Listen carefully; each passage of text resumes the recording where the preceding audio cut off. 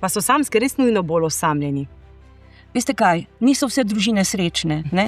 Razumete, tako kot pravi že Tolstoj, ne? Da je vsaka družina nesrečna po svoje. Nesrečna po svoje. Tako da recimo ne smemo ta potrošniški ideal na nek način povezati z tem. Torej, seveda se najdejo srečne in nesrečne družine in srečni nesrečni pari in srečni nesrečni samski ljudje. To pomeni, da ni nujno, da so družine srečne, samski so pa nesrečni, ker so sami.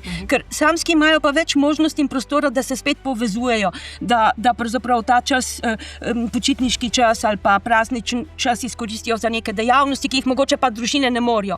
Za kakšna potovanja, za srečevanja in tako naprej. Skratka, jaz ne bi, pravzaprav predpostavljam, lahko seveda tisti samski, ki so nesrečni samski, ki kako bi rekla, niso srečni v svojem tem počutju, ne? Ampak tudi ti lahko najdejo neke izhode v nekem povezovanju, druženju, aktivnostih, ki so tudi v tem času na razpolago, ne? Poiskati je treba, ne?